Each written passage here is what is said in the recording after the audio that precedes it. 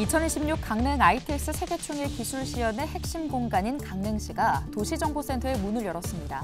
진행형 교통체계는 물론 방범과 시민안전 재난에도 빠르게 대처할 수 있을 것으로 기대됩니다. 춘천 대첩을 다룬 영화가 개봉했습니다. 나라를 지키기 위해 온몸을 바쳤던 참전 용사들과 춘천 시민들의 모습이 고스란히 담겼습니다. 군인 가족의 복지를 강화하는 내용의 군인복지기본법 개정안이 국회 본회의를 통과했습니다.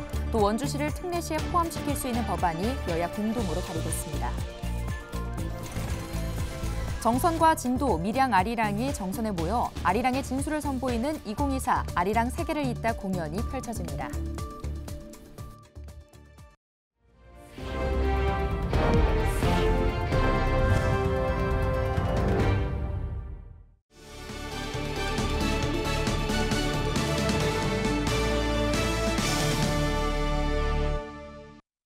여러분 안녕하십니까? 헬로티비 뉴스입니다.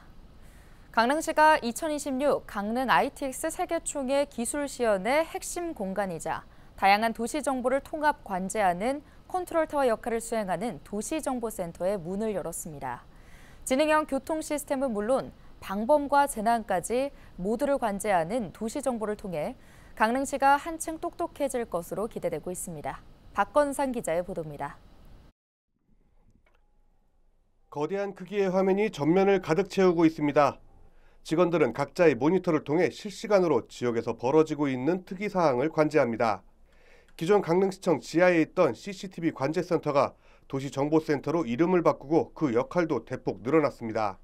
지능형 교통체계인 ITS 시스템은 물론 시민들의 안전과 범죄 예방, 재난 상황까지 실시간으로 다목적 CCTV를 통해 통제할 수 있게 된 겁니다.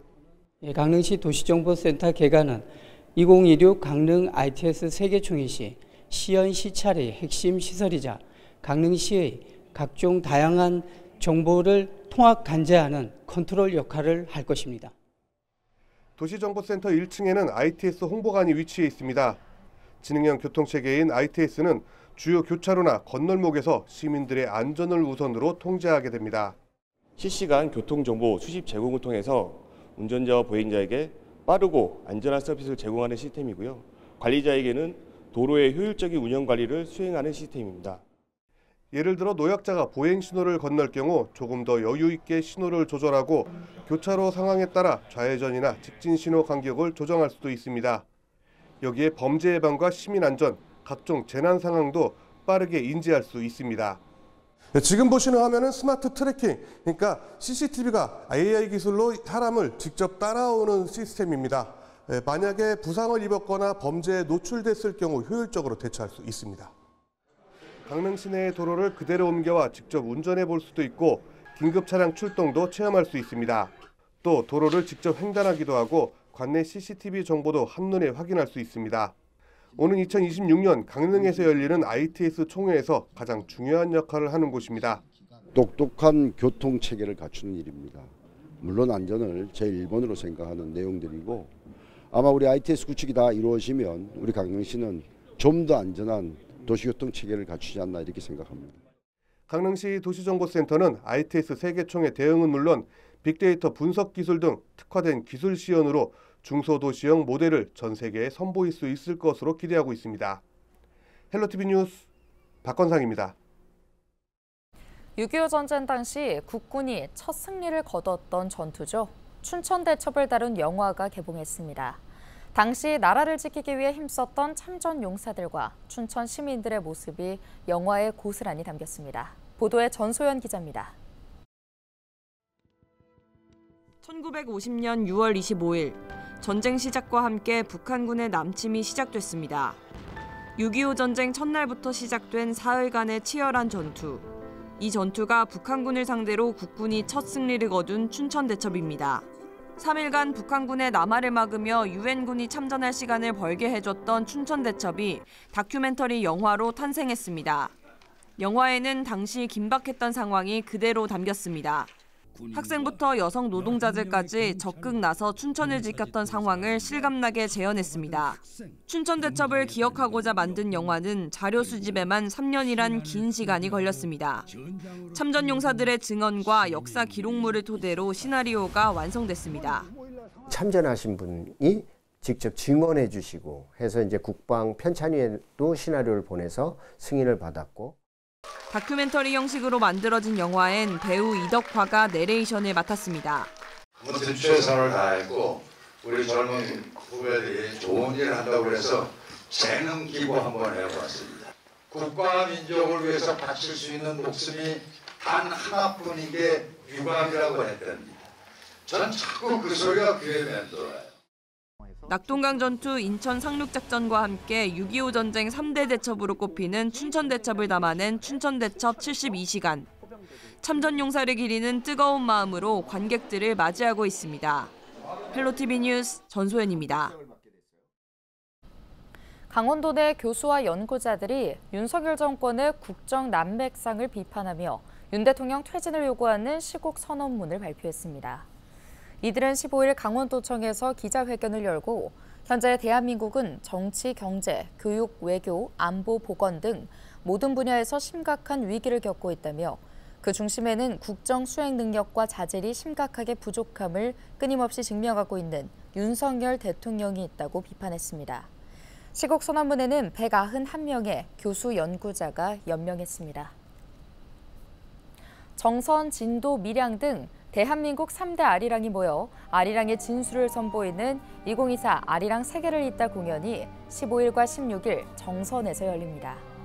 대한민국의 3대 아리랑 공동협의체는 15일 정선 아리랑센터 아리랑홀에서 아리랑 세계를 잇다 공연을 시작으로 16일 정선 아리랑시장 야외 공연장에서 아리랑 합동 공연을 합니다. 보통 전통 공연을 하면은 일반적인 공연을 보존, 계승, 발전하는 데 진행을 하지만 이번 공연 자체는 새로운 정선, 밀양, 진도 그리고 아리랑에 대한 곡들을 새롭게 곡을 써서 비춰주면서 해서 아리랑의 현대적 보존, 계승, 발전에 대한 부분을 이제 실현하는 공연으로 보실 수 있습니다.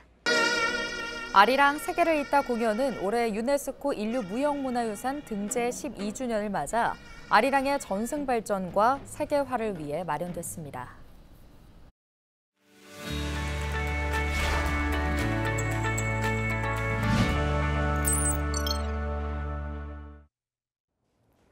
우리 지역 국회의원들의 활동 소식을 전해드리는 국회는 지금입니다. 정기회 일정이 있었던 이번 주는 각종 법안 관련 소식이 많습니다. 우리 지역 의원들도 지역과 국민에게 도움이 되는 입법 활동으로 바쁘게 뛰었던 한 주였는데요. 국민의힘 한기호 의원이 대표 발의한 군인복지기본법 개정안이 지난 14일 국회 본회의를 통과했습니다. 개정안에는 군인 자녀의 교육 여건 개선을 위해 군인 자녀 자율형 공립고등학교를 지정해 지자체가 예산을 지원할 수 있고, 매년 군인 가족의 날을 정해 군인 가족의 희생과 어려움을 국민에게 알리는 등의 근거가 포함됐습니다. 한기호 의원은 군인과 군인 가족의 희생에 합당한 예우가 이뤄지도록 노력하겠다고 밝혔습니다. 원주시를 법률상 대도시에 포함시키는 방안이 추진됩니다. 더불어민주당 송기현 국회의원과 국민의힘 박정하 국회의원은 대도시 사무 특례 기준 완화를 위한 지방자치 분권 및 지역 균형 발전에 관한 특별법 일부 개정 법률안을 공동 대표 발의했는데요. 이번 개정안에는 대도시 특례 기준을 현행 인구 30만 이상, 면적 1000제곱킬로미터에서 인구 30만 이상, 면적 500제곱킬로미터로 완화하는 내용입니다. 그동안 현행 대도시 간주 요건을 만족하는 지자체가 전무해 실질적 역할을 하지 못하고 있다는 지적이 꾸준히 제기돼 왔는데요. 개정안이 통과되면 해당 지자체들은 행정 및 재정적 권한이 대폭 강화돼 자립적이고 독립적인 운영이 가능해집니다. 완화된 기준을 충족하는 지자체는 강원 원주를 포함해 경북 구미, 충남 아산, 경남 진주 등 모두 4개 지역입니다. 송 의원은 지역의 성장과 도약을 위해서는 자치단체의 자율성 보장이 필수적이라며 이번 개정안이 지방소멸을 방지하고 국가 균형 발전을 실현할 수 있는 중요한 전환점이 될 것이라고 강조했습니다. 국민의힘 이철규 의원이 온라인의 위조 상품 유통을 효과적으로 방지하는 상표법 일부 개정안을 대표 발의했습니다. 최근 해외 온라인 플랫폼을 통한 해외 직구 비율이 급증하면서 국내외 위조 상품의 유통이 증가하고 있는데요. 위조 상품 거래로 인한 소비자 피해 급증에 대책이 필요하다는 지적이 제기되었습니다. 이에 이 의원은 개정안에 온라인 서비스 제공자의 책임 규정을 신설하고 의무 절차 미이행 시 시정명령, 과태료 부과 및 언론 공표 등 내용을 담았습니다. 개정안이 통과되면 온라인상 위조 상품 유통이 크게 감소하고 지식재산권 보호가 한층 강화될 것으로 기대됩니다. 지금까지 국회는 지금이었습니다.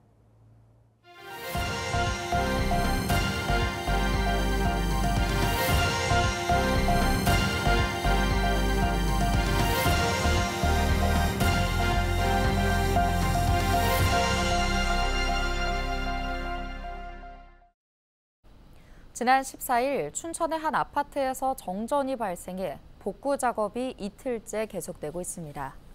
정전은 지난 14일 오후 5시 10분쯤 춘천시 석사동의 한 아파트 단지 지하에 있는 물탱크가 터져 전력장치가 차단되면서 발생한 것으로 추정됩니다. 정전으로 인해 720세대의 전력 공급이 중단됐습니다. 한정 관계자는 침수된 배전반 복구에는 시일이 소요된다고 설명했습니다. 춘천시와 강원정보문화진흥원 콘텐츠 제작 전문기업 M83이 시각특수효과 기업 유치를 위한 업무 협약을 맺었습니다. 이번 협약은 도시재생혁신지구 사업과 연계해 옛 캠프페이지 부지에 시각특수효과 중심의 산업 기반을 조성하기 위해 체결됐는데요. 협약에 따라 각 기관은 영상산업 관련 인력 양성을 위한 교육을 추진할 계획입니다. 원주시와 원주 의료기기 테크노밸리가 지원하는 디지털 헬스케어 기업 팀 엘리시움이 내년 미국에서 열리는 세계 최대 전자 IT 박람회 CES 2025에서 피트니스 분야 혁신상에 선정됐습니다. CES 혁신상은 국제 전자제품 박람회를 주최하는 미국 소비자기술협회가 기술성, 디자인, 혁신성이 뛰어난 제품에 수여하는 상으로 국제적인 권위를 갖고 있는데요. 이번에 수상한 제품은 피트니스용 체형 분석기로 원주 의료기기 테크노밸리는 내년 전시회에 참가하는 강원도 내 기업들을 대상으로 혁신상에 신청할 수 있도록 컨설팅과 비용을 지원했습니다. 횡성군 서원보건지소가 그린 리모델링 공사를 마치고 문을 열었습니다. 이번 리모델링 공사로 외벽 지붕 단열과 고효율 냉난방 설치, LED 조명, 태양광 발전 설비 등을 보강해 건물의 에너지 성능을 개선했는데요. 서원보건지소는 지난 2009년 준공 이후 에너지 성능 저하 등의 문제로 지난 2022년 국토교통부의 공공건축물 그린 리모델링 공모 선정으로 사업을 추진했습니다. 동해시가 동해 무릉 건강숲에서 치유와 의료관광 웰리스 프로그램 개발을 추진합니다. 이에 따라 강원도 경제진흥원 웰리스 스파연구원과 협업해 치유의료관광 웰리스 프로그램을 개발하게 되는데요. 또 사상체질에 따른 한방 탈모 샴푸 만들기 등의 프로그램도 개발해 연말까지 시범 운영을 추진할 계획입니다. 삼척시가 오늘 12월 20일까지 하반기 삼척사랑 상품권 부정유통 일제 단속을 실시합니다. 주요 단속 내용은 물품 판매나 용역 제공 없이 상품권을 받는 행위와 가맹점 허위 등록 후 제한업종, 유령업체 등을 운영하는 행위 등인데요. 단속에 적발될 경우 법률에 따라 현장 계도나 가맹점 등록 취소, 부당이익 환수 또는 과태료 부과 등 행정 조치할 예정이고 중대 위반 행위는 경찰 수사도 의뢰할 방침입니다. 정선국토관리사무소가 내년 3월 15일까지 제설대책 상황실을 운영하는 등 본격적인 제설 작업에 돌입했습니다. 이를 위해 제설제와 장비 74대, 도로보수원 45명을 배치하고 자동 염수 분사 장치와 살포기 등 제설 장비 확충과 정비를 완료했는데요. 정선국토관리사무소는 관내 15개 구간 90km를 결빙 취약 구간으로 지정하고 안전시설물을 대폭 확충했습니다. 오늘 준비한 소식은 여기까지입니다. 함께해 주신 여러분 고맙습니다.